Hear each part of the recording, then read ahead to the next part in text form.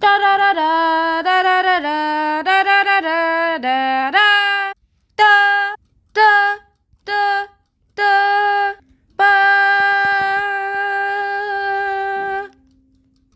Let's get started with today's episode of Army and Empire. So, here to sing. Let's start with the Romans.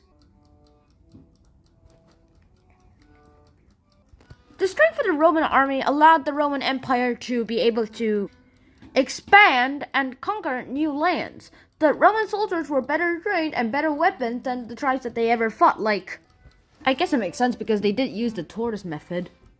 Because of this, shields, it kind of looks like a tortoise.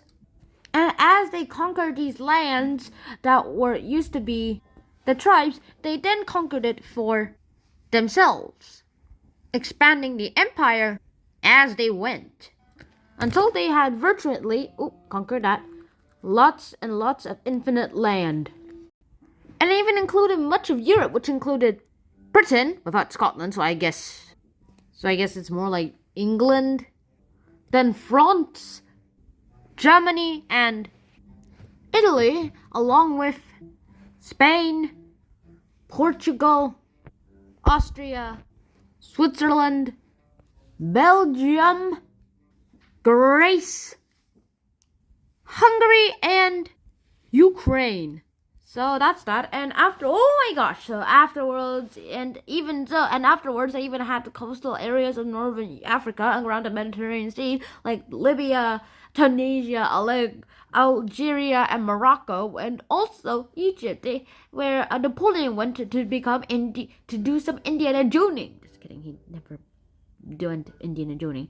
And then he even went to the Balkans, where there was Albania, Bosnia, Slovenia, Croatia, and Bulgaria, and parts of the Middle East, such as Syria, Lebanon, Iraq, and a place called Jordan. Most people would probably mispronounce it as Jordan, but I like to call it Jordan because, yeah.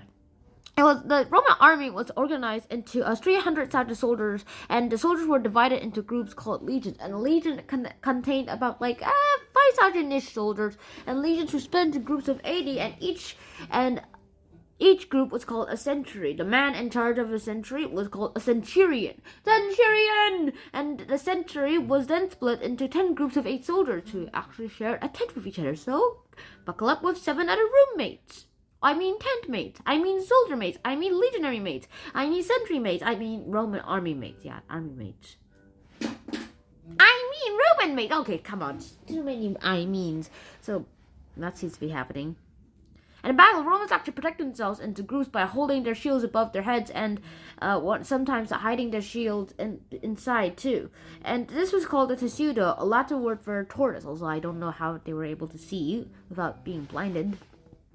Also, soldiers had these very cool weapons, like the bastilla, which was this long, powerful crossbow that could literally shoot a very sharp arrow. Battering rams, which was usually a tree trunk that was hit against a door or a wall to break it down. And an onager, which was this powerful catapult that fired rocks of up to 70 kilograms of energy. Yep, you heard that right, 70 kilograms at the enemy. And when the Romans invaded, they were pretty good at invading. And we're mainly going to be talking about Britain because the Oxford book talks about Britain so much. And about 2,000 years ago, tribes of Britain were known as Celts. And usually this is how they did it. Dress code. Wear literally nothing. Even if you were a girl. Wait, why? Then they could accidentally easily kill each other. That's exactly why the Romans won. Roman killed Celts. Celts killed a few Romans. And Celt kills Celt. Who do you think would win? Oh yeah, the Romans built these awesome forts too. And the Romans raided their city, Rome, and it was pretty good too. There was always a stadium, a farm, a theater, a river nearby for food, houses, bathhouses, high walls, watchtowers, a cemetery, a gatehouse, and of course places to live, like a forum, and a basilico. And the basilicos were usually pretty good too, because that is where lots of houses stay together. Just kidding, the fortress, or lots of people, noblemen went together.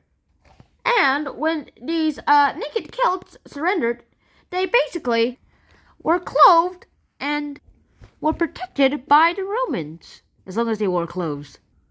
And to be required into the army, you had to be fit. So Roman soldiers were fit. They could march 32 kilometers in 5 hours, wearing their armor, which was pretty heavy, and carrying their weapons, which probably sounds easy, but once you actually try to lift a sword, it turns out it's heavier than you think. And they practiced sword fighting or javelin throwing every day. And the soldiers could all cook, swim, sail boats, and build bridges. Discipline was also a very strict in the Roman army. Soldiers could be executed if they failed to follow orders.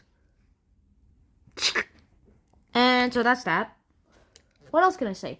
Oh yes, now that that's over, we have to start talking about what a Roman villa looks like. It's basically a bedroom, a courtyard, an atrium, a kitchen, and a dining room. And bedrooms were just a bed, usually. And then the end of the Roman Empire was because the empire was attacked by those Germanic tribes from this place, and then also they were running out of money. Beep, beep, beep, beep. They also had very, very, very poor quality leaders who were always somehow assassinated. And the empire was a bit too big. They tried to solve this by splitting it into 2 parts. However, that didn't seem to work out well too, because then they were easily picked off one by one. And then the Roman army started recruiting non-Romans who weren't that dedicated to fight for Rome.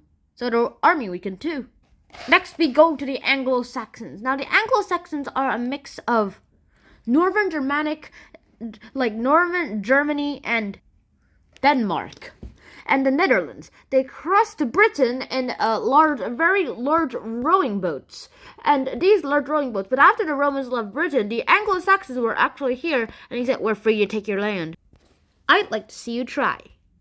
50 seconds later. Ha! And they were called the Anglo-Saxons because they were made of 3 main tribes from Europe. The Angles, the Saxons, and the Jutes. The Angles and the Saxons were the largest of the 3 attacking tribes, so we now call them Anglo-Saxons. And from 360 CE, even before Romans left Britain, Anglo-Saxons actually raided the coast of Britain. And they attacked villages and tried to steal their gold, their jewelry, that included diamonds and other precious metals, and obviously also animals. The Romans usually beat them quickly, but without the Romans, the Anglo-Saxon opposition became weaker, and so they attacked. And this is how they were ruled. There's basically this one king, and then there are his advisors who were called saints. They all wore expensive jewelry too. The king's wife, and literally any wife and every woman, was literally called, and his only goal was to raise children and to make clothes. Villagers were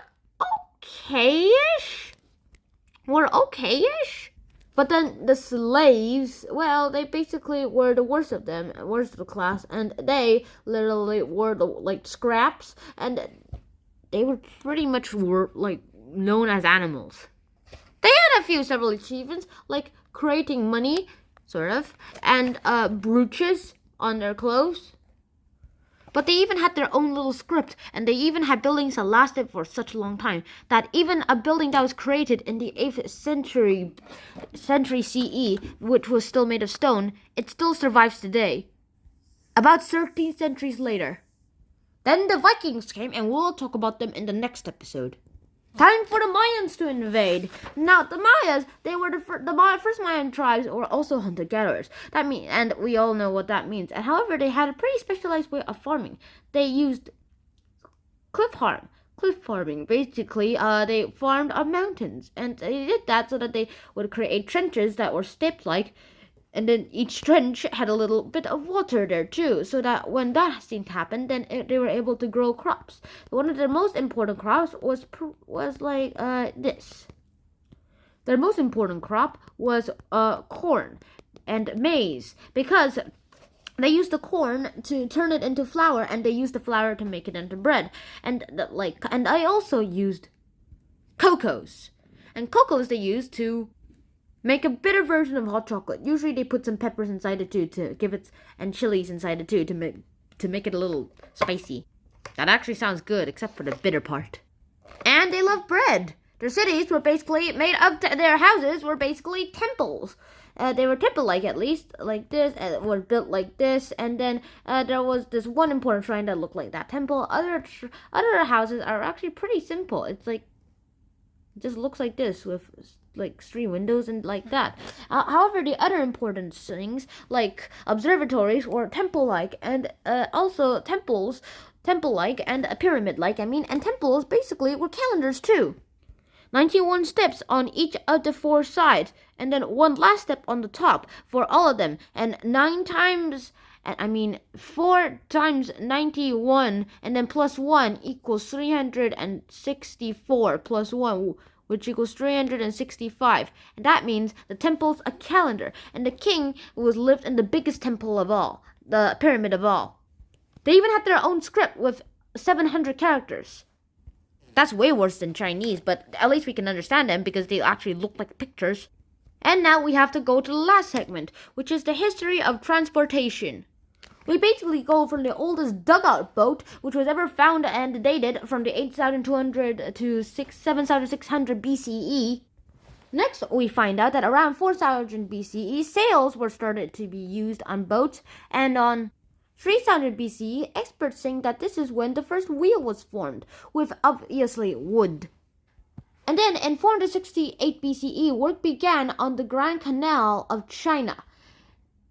The age of exploration happened on 1,400 to 1,700 CE, which helped discover different lands like North America and South America. Like that Christopher Columbus dude said that he wanted to go to the east and that he will go to the west, and then that he'll arrive in India. And then he went to west, and then he went smack into the Americas instead. And then in 1783, the Montgolfier brothers created a hot air balloon which could actually help carry people. And then in 1804, there was the first steam locomotive. And just to remind you guys, it's in 1804.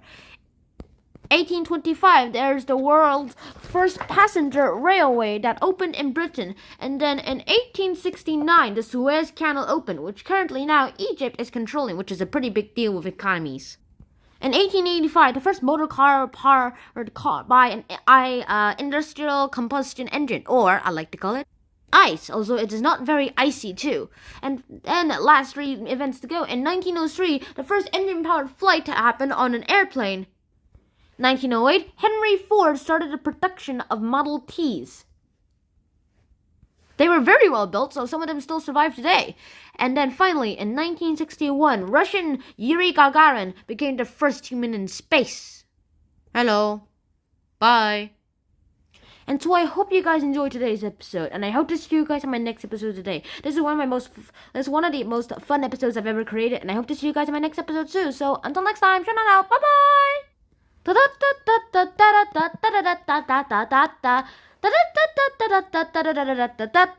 Bye bye.